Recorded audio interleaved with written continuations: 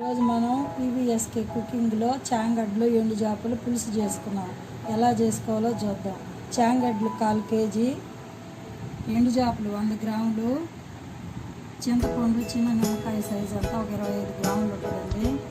2 స్పూన్లు మిరప్పొడి, 1 స్పూన్ ధనియాల పొడి, పసుపు పొడి 1/2 స్పూను, తాలింపు గింజలు, ఆయిల్ 3 స్పూన్లు ఉంటుంది, 2 పచ్చిమిరపకాయలు 3 చిన్నవి, సాల్ట్ తగినంత, 2 టమాటాలు, 1 ఎర్రగడ్డ, కరివేపాకు.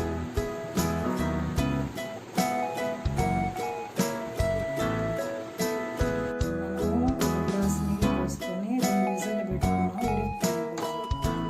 పొట్టు తీసుకున్నాం.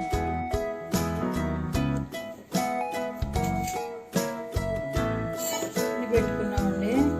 చాంగడ్డ ఎండు చేప తీసుకు 3 స్పూన్ల ఆయిల్ పోసుకున్నాము. ఇప్పుడు తాలింపు గింజలు వేసుకున్నాము. దాంట్లో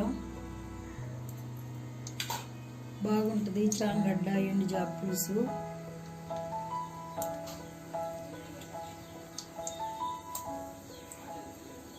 చిటపట్లాన్నిచ్చి ఎర్రగడ్డలు, పచ్చిమిరపకాయ వేసుకున్నాం. ఎర్రగడ్డలు, పచ్చిమిరపకాయ వేసుకున్నాము.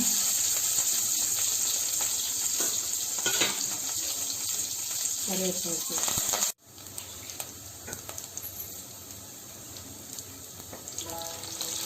అవి ఘాటు పెట్టి వేసుకోవాలండి.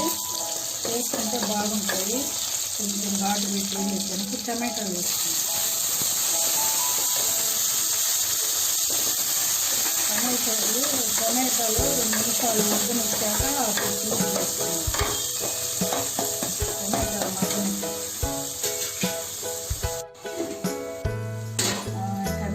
మగ్గిపోయినాయండి.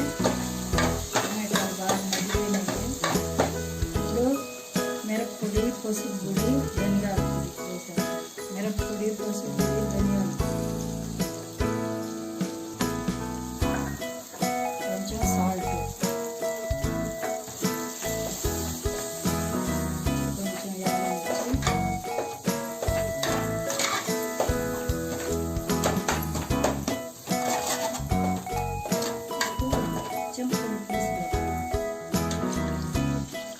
చింతపండు పులుసు పోస్తున్నామండి.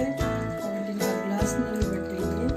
చింతపండుని బట్టి నీళ్ళు వేసుకోవాలి. బాగా తెల్లేటప్పుడు చాంగడ్లు ఎండు చేపలు వేస్తాం. మూత పెట్టేస్తాము.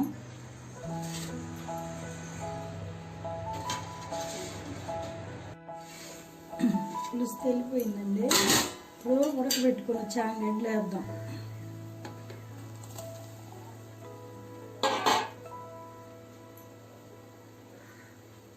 చాంగడ్లు ఉడకాలి బాగా కదా. ఇప్పుడు శుభ్రం చేసుకున్న ఎండు చేపలు వేసేసుకుంటున్నాం. ఎండు చేపలు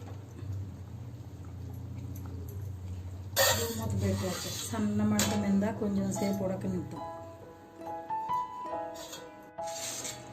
ఉడికిపోయిందండి.